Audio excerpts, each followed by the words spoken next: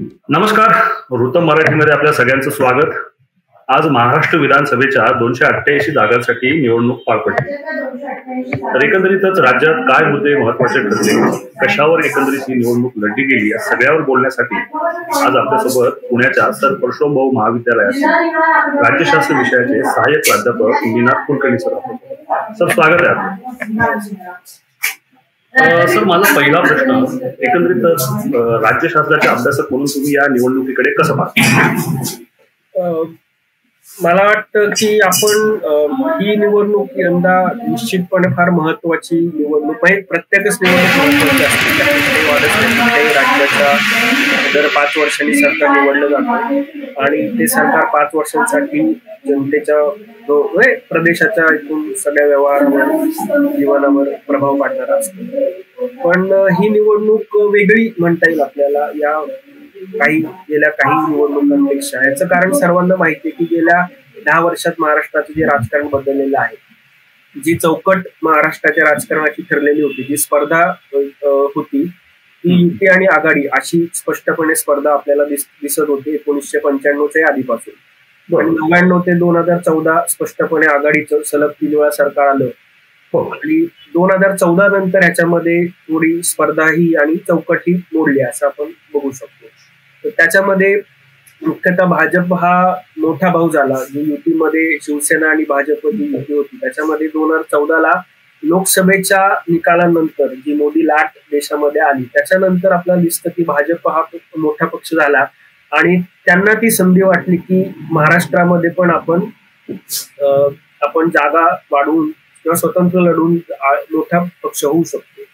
तर ती तेव्हा युती तुटली आणि ठरवून केल्यासारखं तुम्हाला दिसेल की काँग्रेस आणि राष्ट्रवादींनी पण त्याच दिवशी दुसऱ्या दिवशी लगेच ती आघाडी पण मोडली. आता ती आघाडी त्यांचं मोडण्याचं काही कारण नव्हतं, पण आपल्याला नंतर लक्षात येतं की शरद पवारांनी कशा पद्धतीने खेळी केलेली आहे आणि मग त्यांनी पण ठरवून ते आघाडी मोडली आणि पहिल्यांदी बऱ्याच कालखंडानंतर 4 पक्ष वेगळे लढले. आणि त्याच्यानंतर जे शिवसेना भाजपच्या युतीमध्ये जो काय म्हणू आपण नोरता घालण्याचं काम शरद पवारांच्या राजकारणाने झालं, बरोबर, पुन्हा उद्धव ठाकरे पुन्हा सत्तेमध्ये गेले, सत्तेत सहभागी झाले.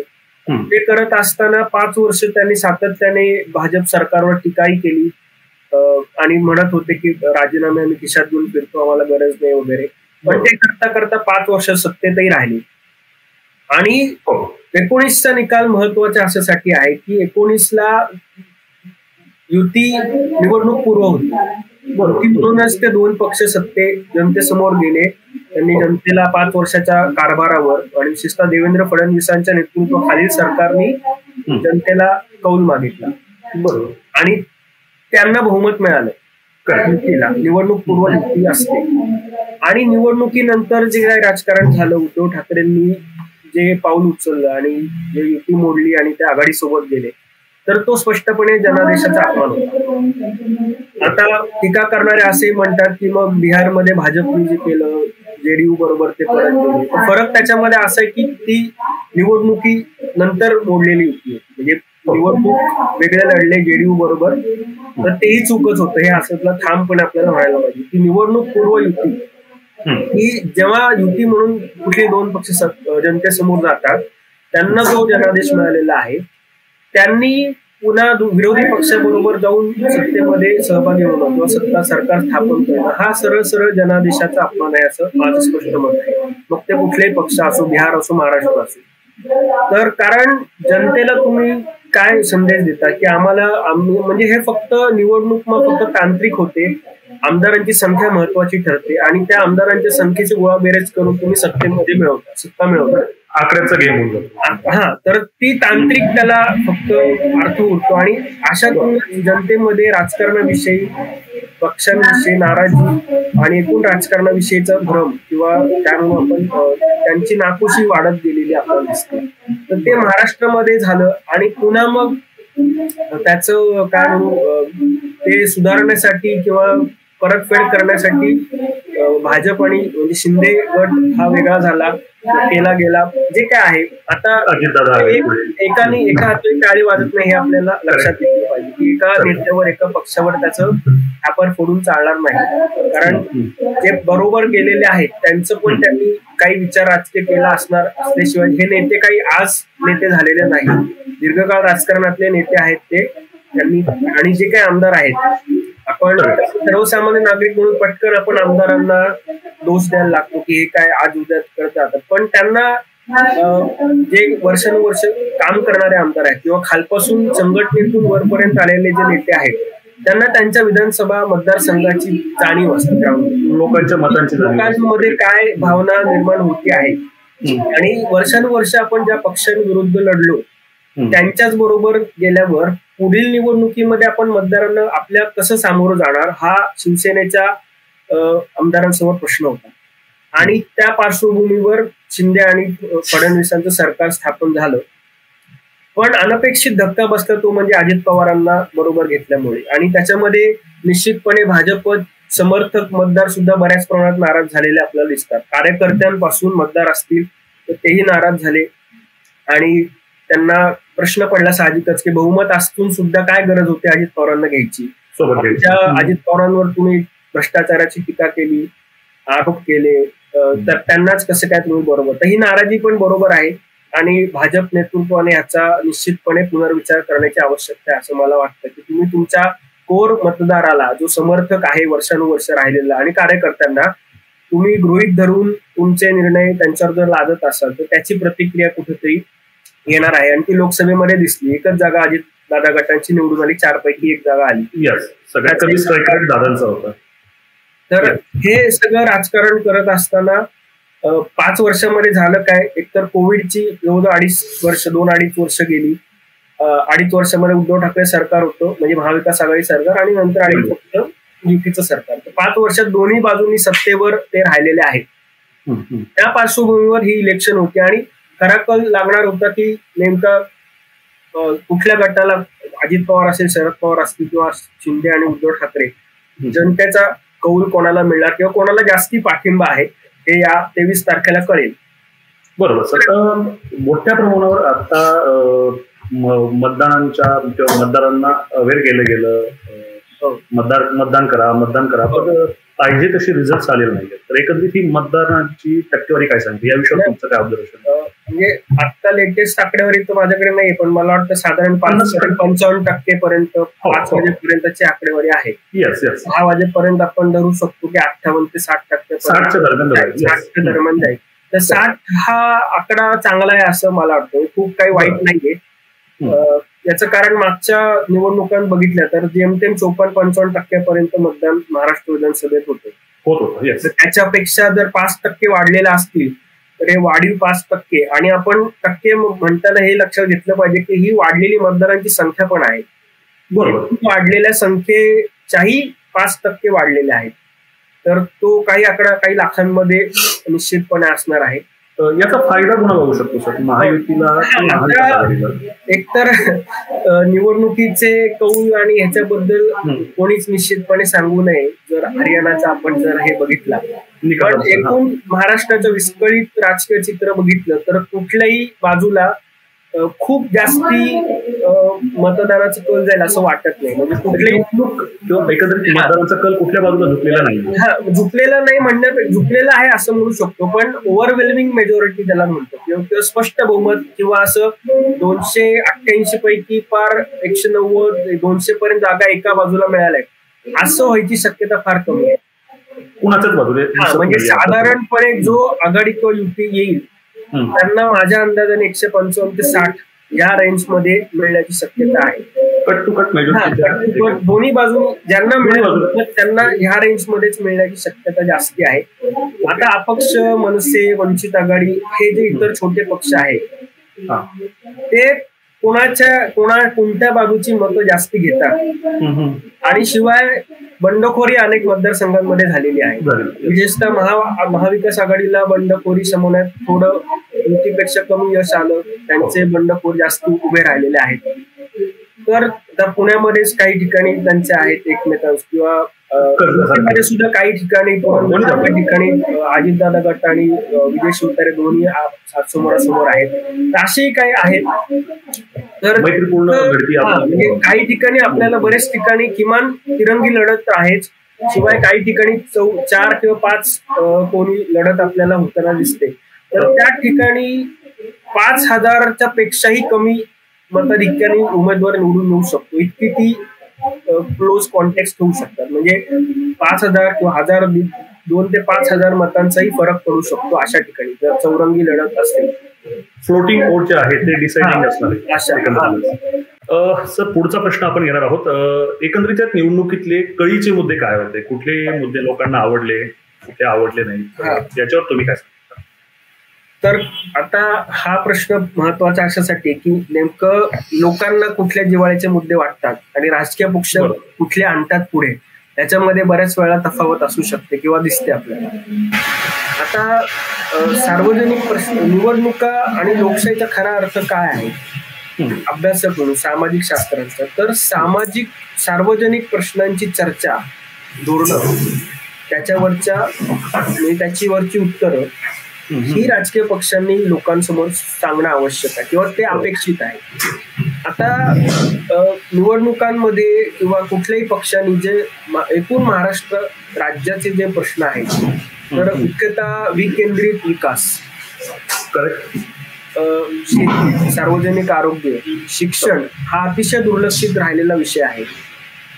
प्राथमिक शिक्षण असेल किंवा उच्च शिक्षण असेल, तर आणि रोजगार विशेषतः. तर हे तर जे भारतासमोर जे प्रश्न आहेत तेच महाराष्ट्रासमोर आहेत. पण महाराष्ट्राचे वेगळे काही म्हणून प्रश्न बघायचे गेले तर सामाजिक प्रश्न म्हणायला गेला तर मराठा आरक्षणाचा मुद्दा गेल्या 5 वर्षांमध्ये खूप त्याच्यावर आंदोलनं झाली. जरांगे पाटील हा फॅक्टर होता मोठा. तर तो एक मुद्दा तेवढा त्याच्यामध्ये निवडणुकीमध्ये कितपत रिफ्लेक्ट होईल, कारण ते नंतर आपल्याला असं दिसतं की त्यांनी ऐनवेळी माघार घेतली निवडणुकीतून आणि भाजपने किंवा स्ट्रॅटेजिकली काही ठिकाणी मराठा उमेदवार दिलेले आहेत. तर त्यामुळे त्याचा इतका परिणाम होईल असं वाटत नाही. बाकी विरोधी पक्षांकडनं सरकारवर टीका केली गेली. उद्योगांबाबत उद्योग गेले महाराष्ट्रातून, कायदा सुव्यवस्थेचे प्रश्न उपस्थित केले, आरोप प्रत्यारोप होत राहिले. पण विकासाच्या मुद्द्यांना जेवढी प्राथमिकता आणि जेवढं मध्यवर्ती स्थान मिळायला हवं तेवढं मिळत नाही. त्याच्यामध्ये दोष मी पक्षांचा देण्यापेक्षा मी मतदार आणि प्रसार माध्यमांना देईल की त्याची तेवढी ठळक बातमी ते करत नाहीत. असं माझं म्हणणं नाही की राजकीय पक्ष नेते विकास कामांवर बोलत नाहीत, ते बोलतात. आमदार, विशेषतः विद्यमान आमदार असतील तर ते मतदारसंघांमध्ये त्यांनी काय कामं केली हे ते पाठवत असतात. किंवा राजकीय पक्ष सभांमध्ये आता 1 तासाच्या भाषणामध्ये 15 मिनिटं विकास कामांवर बोलली, पण त्यातलं एकच वाक्य कुठेतरी वैयक्तिक टीकेचं त्याला प्रसिद्धी दिली जाते आणि जे विकास कामांवर जे मुख्य मुद्दे मांडलेले आहेत त्याच्याकडे थोडं दुर्लक्ष केलं जातं. आरोप प्रत्यारोप व्यक्तिगत पातळीवर महाराष्ट्राची राजकीय संस्कृती ढासळलेली आहे हे स्पष्टपणे आपल्याला गेल्या 10 वर्षात दिसतं आणि त्याला सर्व राजकीय पक्ष जबाबदार आहेत, इन्क्लुडिंग ज्येष्ठ नेते शरद पवार. तर हे सर्व पक्षांकडून हे झालेलं आहे की व्यक्तिगत पातळीवर टीका, नेत्यांच्या पत्नी असतील त्यांच्यावर टीका, अतिशय खालच्या भाषेत किंवा जे सार्वजनिक जीवनाला शोभणार नाही अशा भाषेत सर्व पक्षाच्या काही नेत्यांकडनं वारंवार हे झालेलं आहे. तर तुम्ही कार्यकर्त्यांना काय संदेश देताय किंवा मतदारांना, आपल्या समर्थक मतदारांना काय देताय? तर हे अतिशय दुर्दैवी चित्र आहे महाराष्ट्राच्या राजकारणाचं, राजकीय संस्कृतीचं. हे आधी नव्हतं. नक्कीच सर, हा मुद्दा महत्वाचा आहे. पण बटेंगे तो कटेंगे सारखा एक मुद्दा होता. त्याला काउंटर असं आलं की एक है तो सेफ. तर असे दोन्ही मुद्दे लोकांना अपील झाले, तुम्हाला वाटतंय? हो, आता अपील होण्याचं कारण काही समर्थक मतांमध्ये असं असण्याचं कारण निश्चित आहे की लोकसभेमध्ये ज्या पद्धतीनं मुस्लिम समाजाने एक गठ्ठा मतदान केलं महाविकास आघाडी, त्यानंतर वक्फ बोर्ड विधेयक केंद्र सरकारमध्ये आलं, त्याच्याविषयीची चर्चा आणि जागृती भाजप आणि समर्थक परिवार आणि कार्यकर्त्यांकडून केली जाते, ते मुद्दे पुढे आणले. नुकतीच काल परवा बातमी आली आहे, ती कितपत खरी आहे माहित नाही, पण वक्फ बोर्डाने काहीतरी सिद्धिविनायक मंदिरावर दावा केला अशी बातमी आली. तर हे मुद्दे खरोखर आहेत, त्याला दुर्लक्ष करण्यासारखे नाही. त्यामुळे वटेंगे पटेंगे म्हणा किंवा एक हे तो सेफ आहे म्हणा, तर हे मुद्दे आहेत. आणि मुस्लिम समाजाने सुद्धा विचार करण्यासारखी गोष्ट आहे की तुम्ही फक्त नकारात्मक मतदान करत आहात का? नकारात्मक याचा अर्थ की फक्त आम्हाला भाजप नकोय म्हणून आम्ही मतदान करतो. आमचे जे मूळ नागरी समस्या ज्या आहेत, शिक्षण, आरोग्य, रोजगार, प्रदूषण असेल, तर ह्या मुद्द्यांवर कुठं तुम्ही आग्रह धरता का? किंवा तुम्ही ज्यांना मतदान करतात, महाविकास आघाडी असेल, तर त्यांच्याकडनं ह्या प्रश्नांचे उत्तर तुम्ही मागता का की फक्त भाजप नको आहे म्हणून मतदान करता? तर याचाही विचार मुस्लिम समाजातल्या विचारी माणसांनी करण्याची गरज आहे. ओके सर, नक्कीच हा मुद्दा महत्त्वाचा आहे. हा मुद्दा त्याच्यातून अधोरेखित. त्यामुळे मग ती प्रतिक्रिया म्हणा किंवा दुसरी बाजू हिंदू समाज बट्टेंगे तो बट्टेंगे या नाऱ्यांना प्रतिसाद देतो किंवा हे आपल्याला कळेल आता कितपत देतो किंवा काय इम्पॅक्ट तो 23 तारखेलाच कळणार आहे. सर, खरं म्हणजे 2 प्रकारचा वोटर असतो आपण एक जनरल कन्सिडर करताना. ग्रामीण मतदान वेगळ्या लेवलला जातं आणि शहरी मतदार हा वेगळ्या लेवलला विचार करून मतदान करत असतो. तर एकंदरीत ग्रामीण मतदाराने काय विचार केले असावे किंवा मतदान करताना, आणि शहरी मतदाराचा काय एकंदरीत मतदान करताना विचार असावा? आपण हा जो भेद करतो ना ग्रामीण शहरी, त्याच्यामध्ये काही प्रमाणात आपल्याला हाही लक्षात मुद्दा घ्यायला पाहिजे की ग्रामीण भागातल्या अनेक घरातली मुलं शहरामध्ये नोकरीला आहेत. बरोबर. तर त्यांचं जे शहरातलं जीवन आहे आणि त्यांना मिळणाऱ्या संधी आणि ग्रामीण भागातले प्रश्न, तर याचा साकल्याने प्रभाव पडत असतो दोन्हीकडे, शहरी मतदारावर किंवा ग्रामीण मतदारावर. तर ग्रामीण भागातले मुख्यतः मुद्दे हे शेतीशी निगडीत आहे, शेतीच्या अर्थव्यवस्थेशी निगडीत असणार आहेत, ते स्वाभाविक आहे. पण केंद्र आणि राज्य सरकारांनी चालवलेल्या काही योजना ज्यांनी थेट लाभ मिळत आहे, पीएम किसान सारखी योजना म्हणजे वेगवेगळ्या आहेत. लाडकी एक मुद्दा झाला, बाकी किसान सन्मान आहे, शेतकऱ्यांनी कर्जमाफी देण्याची घोषणा आधी केलेली आहे, राज्य सरकार अजून काय देणार आहे. तर हे शेतीच्या अर्थव्यवस्था आणि पण आपल्याला त्या व्यतिरिक्त ग्रामीण भागामध्ये अजून रोजगाराच्या संधी हा मुद्दा कुठं शेतीशी निगडीत असलेले जोडधंदे आणि त्याला अनुषंगाने रोजगाराची संधी याला काही चालना मिळणारी धोरणं किंवा त्याची चर्चा ही प्रचारामध्ये फारशी दिसत नाही. ते त्याच्यावर ग्रामीण मतदारांनी मला वाटतं प्रतिसाद किंवा मतदान केलं पाहिजे किंवा ते प्रश्न विचारले पाहिजे, हे होताना दिसत नाही. शहरी मतदाराच्या बाबतीमध्ये तर शहरांचे प्रश्न हे फार मोठे आणि जटिल समस्या झालेले आहेत. एकतर प्रदूषण, सार्वजनिक वाहतूक, स्वच्छ पाणी आणि स्वच्छ हवा. आपण दिल्लीची परिस्थिती आता बघतो आहोत. आता पुणे मुंबई सारख्या शहरांमध्ये भौगोलिक रचनेमुळे एवढा इमर्जन्सी लावणं इतकी परिस्थिती अजून नाहीये, पण सरासरी एकूण पर्यावरण ढासळतं, स्वच्छ पाणी आणि वाहतूक समस्या आणि हवेचं प्रदूषण, सार्वजनिक आरोग्य, हे प्रश्न शहरांच्या मतदारांमध्ये अजूनही तेवढे दिसत नाही. आणि हे प्रश्न सर्वांना किंवा सर्वांवर परिणाम करणारे आहेत. गरीब असो, श्रीमंत असो, शहरातला एलिट क्लास ज्याला म्हणतो, मध्यम वर्ग, गरीब वर्ग, सगळ्यांना. तर शहरांचं ढासळतं किंवा एकूण पडणारा ताण आणि त्याला कमी पडणाऱ्या ज्या सुविधा आहेत, महानगरपालिका असेल किंवा राज्य सरकार असेल, त्या नियोजनामध्ये आणि त्या सोडवण्यामध्ये किंवा ज्या गतीने सार्वजनिक वाहतूक व्यवस्था सुधारायला पाहिजे. मेट्रोला जर 8-10 वर्ष लागत असतील एका प्रकल्पाला, तर त्या गतीने आपण कधी ते अचीव्ह करणार होतो. आणि ज्या गतीने पुण्यासारख्या शहरात किंवा हे वाढत आहे, वाहनांची संख्या वाढती आहे, तर त्याच्यामध्ये तेवढी.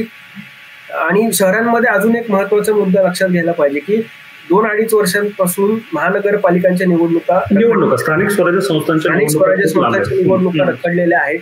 त्यांनी पण प्रशासनावर जो लोकप्रतिनिधींचा दबाव राहतो तो गेलेला आहे. त्याचा पण फटका कुठंतरी म्हणजे शहरी मतदारांच्या मनात तो मुद्दा असणार आहे. आणि तो दबाव आता राज्य सरकारवर असणार आहे की लवकरात लवकर महानगरपालिकांच्या निवडणुका पुढच्या वर्षामध्ये सुरुवातीलाच घ्यायला लागतील. कारण स्थानिक लोकप्रतिनिधी, नगरसेवक असतील, ते शहराच्या स्थानिक धोरणं आणि प्रश्नांवर प्रशासनाला विचारून कामं करून घेत असतात. तर ते आणि ते आवश्यक आहे, तो अधिकार आहे. नक्कीच सर, त्याकडे तो लक्षात घेतलं पाहिजे. तर हे दोन्हीकडे हे मुद्दे लक्षात राहण्यासाठी. असं पुढचा प्रश्न असा होता की एकंदरीत या सगळ्या गोष्टी अभ्यासल्या तर कुणाची स्थिती म्हणजे कुठल्या बाजूची स्थिती उत्तम राहील आणि याची स्थिती ढासळेल असं मला वाटतंय? हा, तर लोकसभेचा निकाल आल्यानंतर स्पष्टपणे चित्र असं होतं की त्या निकालांवर आधारित विधानसभेचा निकाल लागेल. म्हणजे महाविकास आघाडी स्पष्टपणे रेसमध्ये पुढे दिसत होती. पण ताबडतोब महायुती सरकारमध्ये लाडकी बहीण योजना आणली गेली आणि त्याचा थेट फायदा दिला गेला लाखो महिलांना. आता त्याच्यामध्ये टीकाही होते आणि ते दुरुस्त करता येईल, निकष अजून लावले जातील वगैरे. पण त्यांनी थोडंसं चित्र बदलल्यासारखं आपल्याला दिसतं आणि त्याचा फायदा आता होईल. कारण निश्चितपणे ज्या महिलांना अतिशय गरीब आणि ज्यांना त्याचा आधार मिळालेला आहे आणि विशेषतः ऑक्टोबर नोव्हेंबरचे पैसे दिवाळीच्या आधीच त्यांनी दिले तर त्याचाही फायदा त्यांना मिळेल, काही निश्चितपणे मिळेल, त्याच्यामध्ये काही वाद नाही. पण तो किती डिसिजिव्ह असेल का हा मुद्दा आहे. काही मतदारांचा लाडकी बहीण गेम चेंजर ठरणार आहे असं तुम्हाला वाटतं? गेम चेंजर म्हणण्यापेक्षा निश्चितपणे त्यांनी ऍडव्हान्टेज तर दिला की जे एकूण चित्र जे होतं महाविकास आघाडीच्या बाजूने. आणि दुसरा घटक ठरला तो म्हणजे हरियाणाचा निकाल आल्यानंतर एक आत्मविश्वास किंवा भाजपच्या कार्यकर्त्यांनी यांच्यामध्ये यालाच धरून माझा पुढचा प्रश्न असणार आहे की कॉन्फिडन्स लेव्हल नेत्यांची काय म्हणते, तुमचं काय ऑब्झर्वेशन आहे? एकंदरीत भारतीय जनता पक्षाचे नेते असतील, देवेंद्रजी असतील किंवा इतर सगळीच नेते मंडळी, या सगळ्यांचं कॉन्फिडन्स तुलना करता महायुतीचे नेत्यांमध्ये थोडासा आत्मविश्वास आपल्याला मला तरी जास्ती जाणवला की हरलेलं नाहीयेत आणि आम्ही येणार आहोत किंवा आम्ही जिंकू शकतो हे निश्चित शेवटपर्यंत.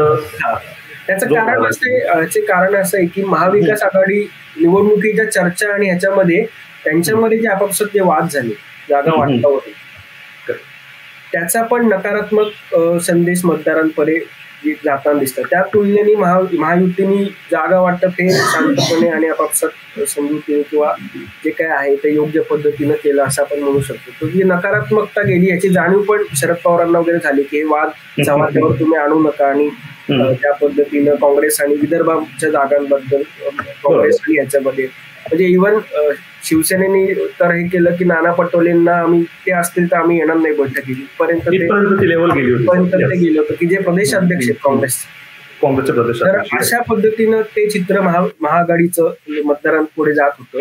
त्यामुळे ते आपल्याला दिसतं. शरद पवार आता वयामानाने तेवढे सक्रिय ह्याच्यामध्ये दिसले नाही, जाहीर सभा किंवा त्या मनाने कमी झाल्या.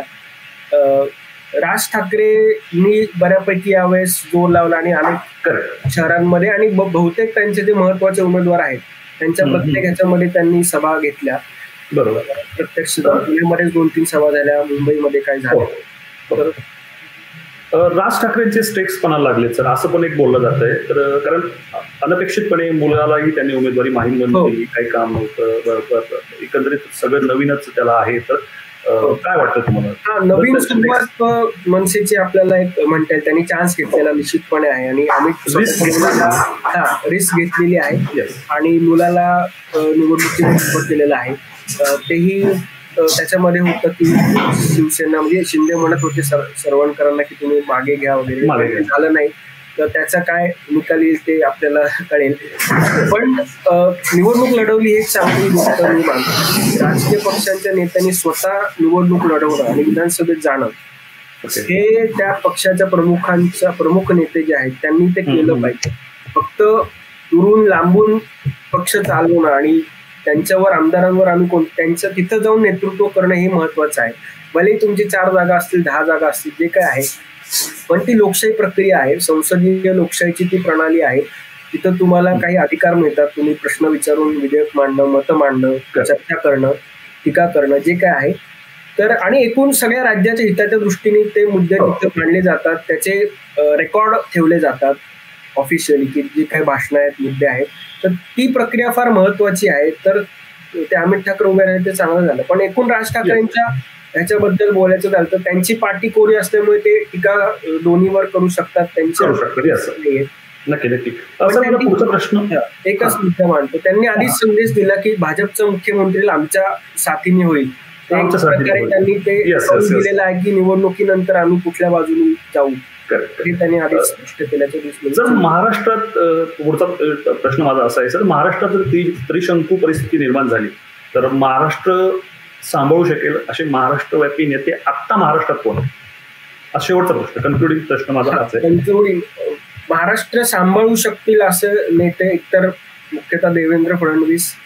ओके. एकनाथ शिंदेनी त्यांचं नेतृत्व कौशल्य सिद्ध केलेलं आहे. 2.5 वर्षामध्ये बऱ्यापैकी प्रशासनावर पकड आणि स्वतःच एक व्यक्तिमत्व किंवा एक हे तयार केलेलं आपल्याला दिसतं. आणि काँग्रेसपेक्षा म्हणजे राष्ट्रवादीमध्ये जर म्हणायला गेलं तर आता शरद पवार कोणाला पुढे आणतात?